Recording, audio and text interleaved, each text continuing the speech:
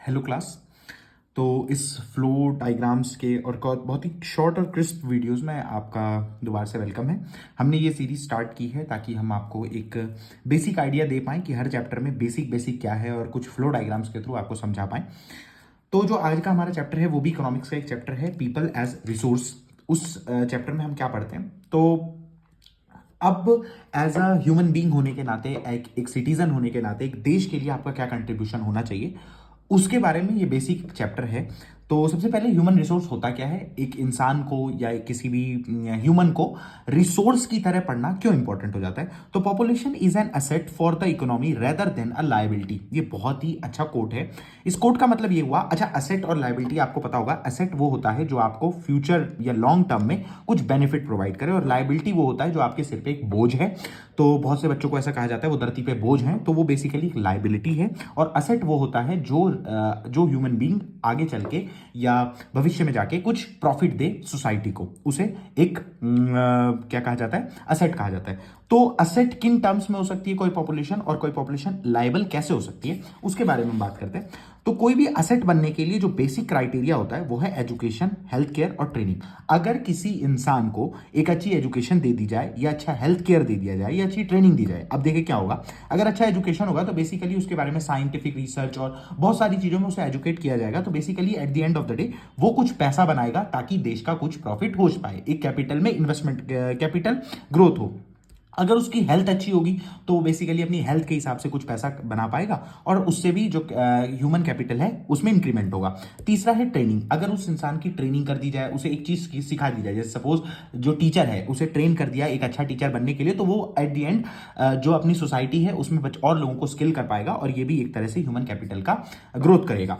उसके बाद कोई पॉपुलेशन लायबल कैसे हो सकती है, अगर कोई पढ़ा लिखा नहीं है, कोई ऐसा ग्रुप है जो बिल्कुल ही पढ़ा लिखा नहीं है, अब उससे आप कुछ करा ही नहीं सकते, वो कोई काम ही नहीं कर सकता, उसे कोई नॉलेज ही नहीं है, ऐसी पॉपुलेशन लायबल बन जाती है। कोई अनहेल्दी है, उसकी हेल्थ ही ठीक नहीं रहती, वो 12 महीने में से 7 महीने बीमारी रहता है, तो उसे आप क्या जॉब दे पाओगे। तो अनहेल्दी पॉपुलेशन, ये सारी पॉपुलेशन कभी भी लायबिलिटी की कैटेगरी में आ सकती है। अब ये जो ह्यूमन रिसोर्सेज होती हैं, अब आपको पता है कि कोई भी जो एक्टिविटीज हम इकोनॉमिक्स में करते हैं उन सब में ह्यूमन का बहुत बड़ा योगदान होता है। तो बेसिकली सारे काम ह्यूमन ही संभालते हैं।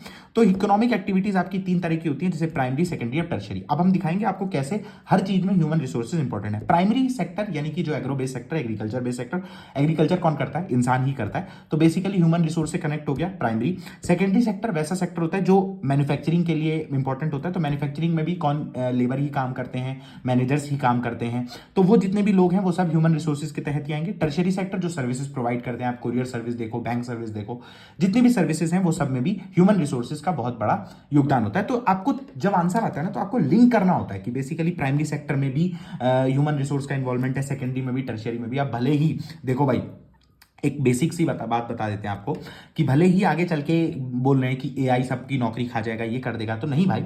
जिस बंदे को एआई आता होगा वो सबकी नौकरी खाएगा, एआई किसी की नौकरी नहीं खाएगा।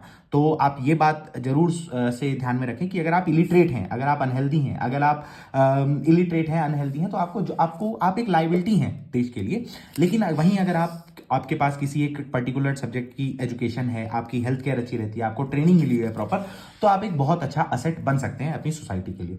उसके बाद इकोनॉमिक एक्टिविटी के कुछ टाइप हैं, जैसे कि एक तो सेक्टर्स हो गए, और टाइप्स में आपका आता है मार्केट एक्टिविटी और नॉन मार्केट। मार्केट एक्टिविटी में जो फ्लूइड, मतलब जो आपका जो पैसा है वो सर्कुलेट तो होता है और मार्केट के थ्रू होता है, मतलब मेरे में मैन्युफैक्चरिंग वगैरह आती है। नॉन मार्केटिंग में आपकी बेसिकली सर्विसेज वगैरह आती हैं। उसके बाद क्वालिटी ऑफ पॉपुलेशन। अच्छा हाँ, किसी भी पॉपुलेशन की क्वालिटी को, कि मतलब वो किसी देश की पॉपुलेशन कैसी है, उसे चेक करने के लिए दो सर्फिशियल क्राइटेरिया हैं, जैसा पहला है एजुकेशन, दूसरा है हेल्थ। अगर किसी देश का जो एजुकेशन सिस्टम है वो बहुत अच्छा है, वहां का हर आदमी पढ़ा लिखा है, तो हम कह सकते हैं कि उसकी पॉपुलेशन बहुत अच्छी क्वालिफाइड है, यानी उसकी क्वालिटी बहुत अच्छी है। दूसरा हेल्थ। अगर किसी देश में जो हेल्थ इंडेक्स है वो बहुत अच्छा है, काफी लोग बीमार नहीं पड़ते हैं, तो हम कह सकते हैं उनकी पॉपुलेशन की क्वालिटी बहुत अच्छी है। अब आता है इस चैप्टर से पूछे जाने वाला सबसे ज्यादा सवाल, जो कि है अनएम्प्लॉयमेंट। कि भाई ह्यूमन रिसोर्सेज तो हमने बना दिया, इतना बना दिया कि अब उनकी वो मुश्किल हो गई, हम पहले दूसरे नंबर पे आ गए, इतना रिसोर्स हमने पैदा कर दिया। अब आता है कि उनमें से सबको तो जॉब नहीं मिल पाएगी, तो कुछ अनएम्प्लॉयड रह जाते हैं। अब अनएम्प्लॉयमेंट 3 तरह का होता है। पहले तो आप समझ लें अनएम्प्लॉयमेंट होता क्या है। अनएम्प्लॉयमेंट का मतलब है कि अगर किसी इंसान के पास एक सर्टेन एज पे पहुंचने के बाद, जब वो ऐसी एज में पहुंच जाए जिसके बाद वो जॉब कर सकता है, फिर भी जॉब नहीं है, उस फेनोमेना को हम अनएम्प्लॉयमेंट कहते हैं या बेरोजगारी कहते हैं।